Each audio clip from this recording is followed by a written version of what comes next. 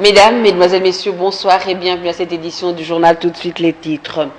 Après l'ambiance qui a régné à Kinshasa pendant la célébration de Noël, l'heure est à présent au bilan.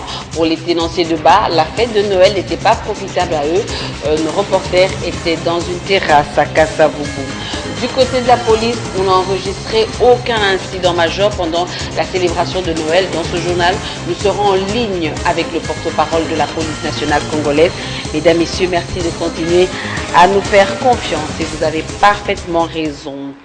La place du 30 juin, ici, dans la municipalité de la Gombe, a retrouvé son visage habituel après la célébration de Noël. Les éboueurs ont enlevé depuis ce matin les ordures ménagères laissées par les différentes familles venues célébrer Noël à cet endroit.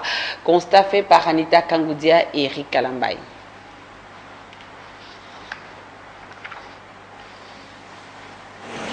Comme d'habitude, après la fête, c'est le décembre. C'est depuis 7 heures que les éboueurs procèdent à l'assainissement des lieux publics qui ont servi de cadre de fête aux enfants venus de tous les 4 coins de la capitale, célébrer à leur façon la Noël.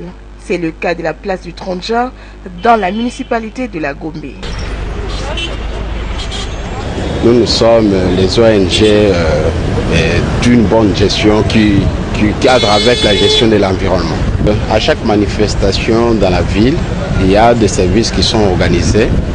Juste après l'utilisation, il devrait y avoir eu une évacuation par rapport à ce qu'on utilise comme des emballages.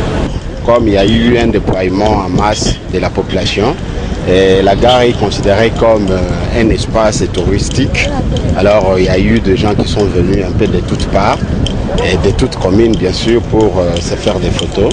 C'est ainsi que l'utilisation était un peu intense et par rapport à ça, il y a eu une forte mobilisation, d'évacuation aussi, l'utilisation des emballages. Avec un effectif de 50 éboueurs, cette structure du service de l'environnement travaille en partenariat avec l'hôtel de ville pour une durée d'1 mois.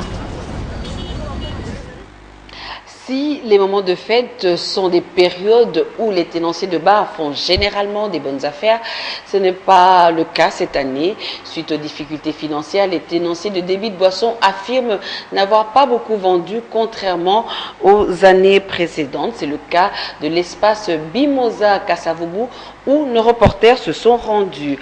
Gloria Nseya et Jérès Chimanga, reportage. Après la Noël, place au bilan dans plusieurs points de vente de la ville de Kinshasa. Pour cette célébration, les gérants du bar Bimoza sur Mangayi, dans la commune de Kasavubu, affirment ne pas avoir fait de bonnes affaires. Selon eux, la hausse de prix de boissons est à la base de cette situation. Hier, la vente était moindre. Nous avons accueilli environ 400 clients seulement. La hausse des prix des boissons dans des grands brassicoles de la place nous rend un mauvais service. Nos clients préfèrent consommer les boissons en provenance des Loufou, appelées communément Agene. 17 ans. Pour cette année, la Noël était catastrophique ici chez nous. La conjoncture est à la base de cette situation. Du côté des clients, la fête de Noël 2017 était carrément un cauchemar. Tout ne s'est pas passé comme d'habitude. Bon, l'obé n'a fait Noël.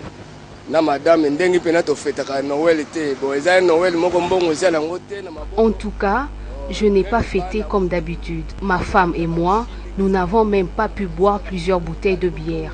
Nous nous sommes limités à une bouteille chacun, 17 ans.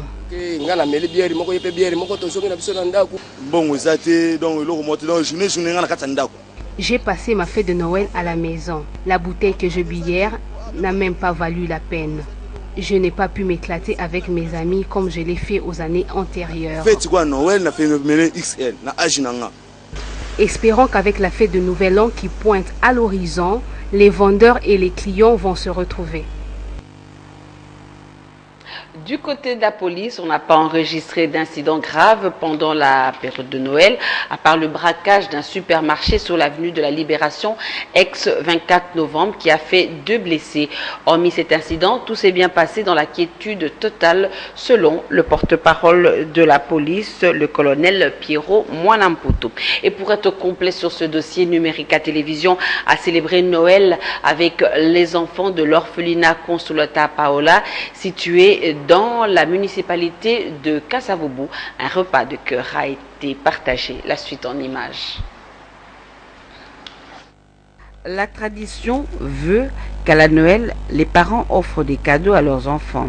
Alors, quel est le sort réservé aux orphelins et vulnérables? C'est pourquoi, pour redonner le sourire à ce jeune interné de l'orphelinat Consolata Paola, une équipe de Numérica Télévision a fait une descente dans cet orphelinat pour apporter un meilleur réconfort à ces jeunes orphelins. Ce geste est allé droit au cœur de la propriétaire du centre. Premièrement, je suis orpheline de père et de mère.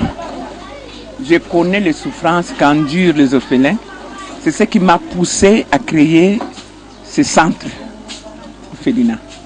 Vraiment, moi je suis seule et je m'occupe personnellement de tous ces orphelins-là.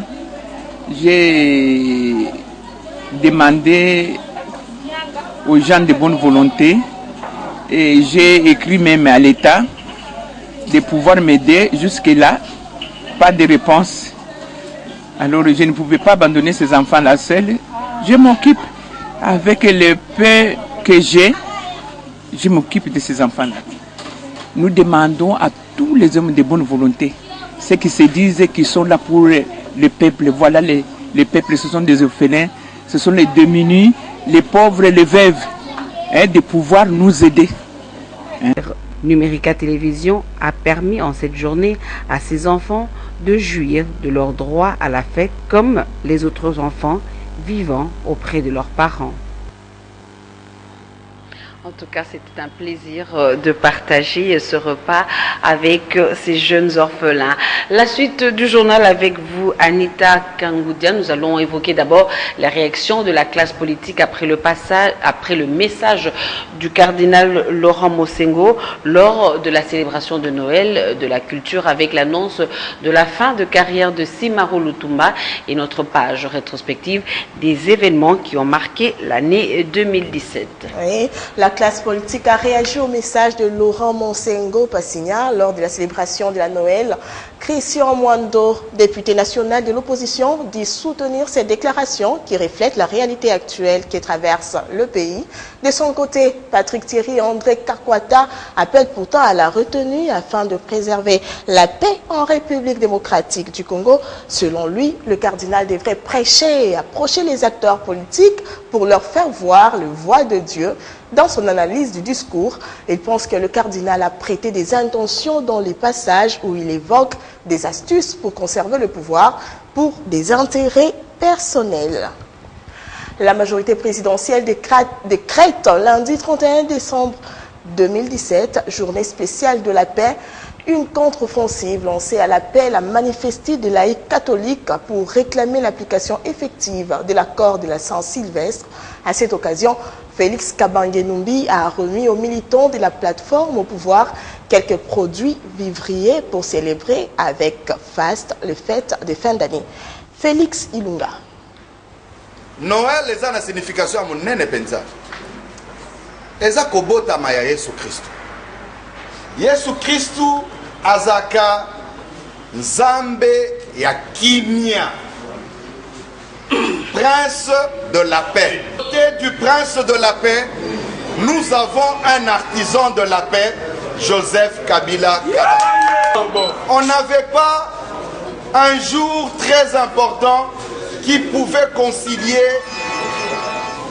Dieu et celui qui l'a envoyé en ce moment pour prédestiner, pour diriger la République démocratique du Congo.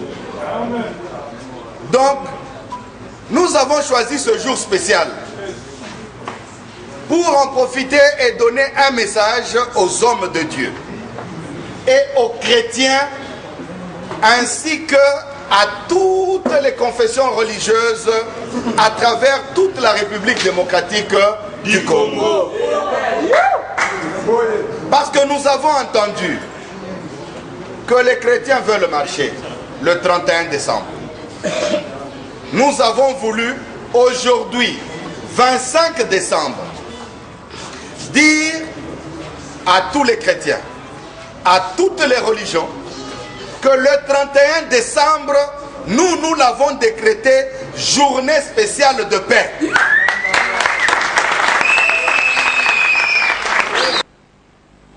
Et le 31 décembre, c'est ce dimanche que la majorité présidentielle décrète la journée spéciale de la paix. Entre-temps, la Commission électorale nationale indépendante accélère avec l'opération d'enrôlement des électeurs. Elle annonce la fermeture ce mercredi du dernier centre d'enrôlement des électeurs à Kananga, dans le Kasaï central. Selon les secrétaires exécutifs provinciaux de l'organe chargé d'organiser les élections en République démocratique du Congo, ces centres a totalisé 3 mois de fonctionnement comme ceux qui sont déjà fermés. Joseph Poutou invite les retardataires à se faire enrôler rapidement. Il a néanmoins assuré que s'il y a une file d'attente, les requérants vont avoir des jetons et seront enrôlés dans les 7 jours qui vont suivre.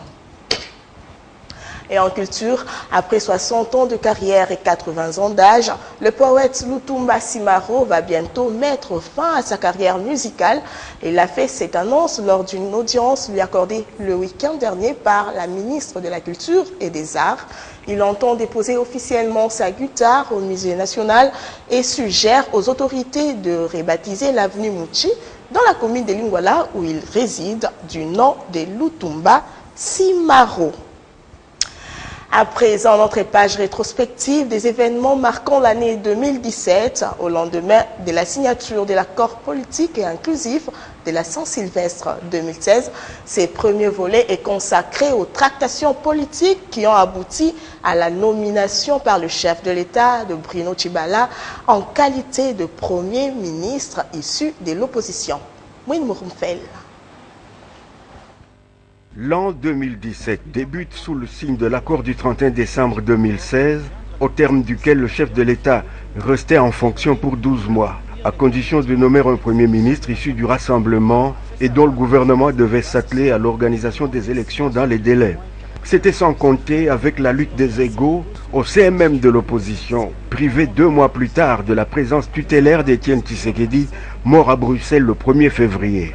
La lutte engagée pour s'arroger la présidence du CNSA laissé vacant entre d'une part la phalange du G7, composée d'anciens caciques de la majorité présidentielle, passés fraîchement à l'opposition et à la solde de Moïse Katumbi, et d'autre part le camp d'irréductibles tshisekédistes de longue date, débouche sur un schisme qui verra Olengankoy prendre le large, aussitôt rejoint par des cadres de l'UDPS révoltés par la tournure de la succession de Tshisekedi par son fils Félix, hors des prescrits des statuts du parti et une longue traversée du désert.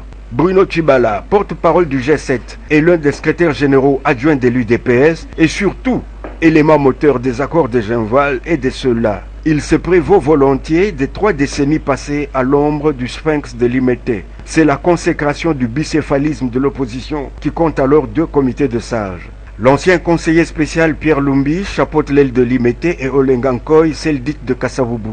Le premier trimestre de l'année connaît un branle-bas de combat entre la présidence de la République et le Rassemblement sur les modalités de désignation du Premier ministre. Entre une simple notification à Félix Tshisekedi et une proposition au pouvoir discrétionnaire du chef de l'État de 5 primaturables, c'est peu dire que les Romains s'empoignèrent. D'un côté, le camp de Limete porté à bout de bras par le clergé catholique chauffé à blanc et le gouvernement belge qui agite le spectre des sanctions, et de l'autre, plus pragmatique, celui de Kassavubu qui finit par enlever la primature confiée à Bruno Tshibala.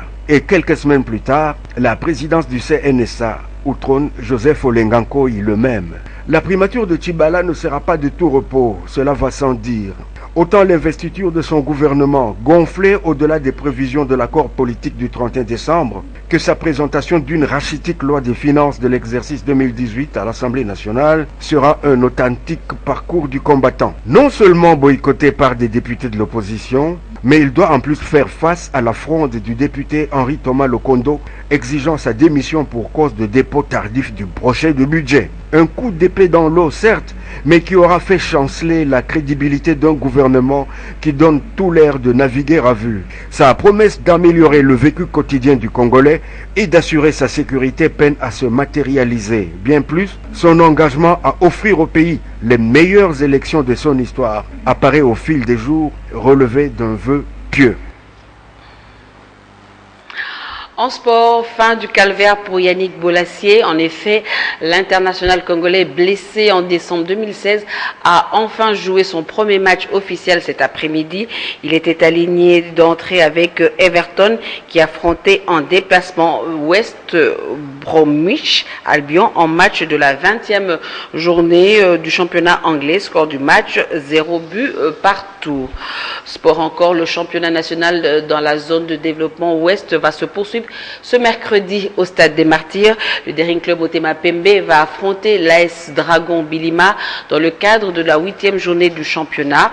Tenu en échec lors de son dernier match contre RCK, un but partout, le DSMP qui vient d'une préparation.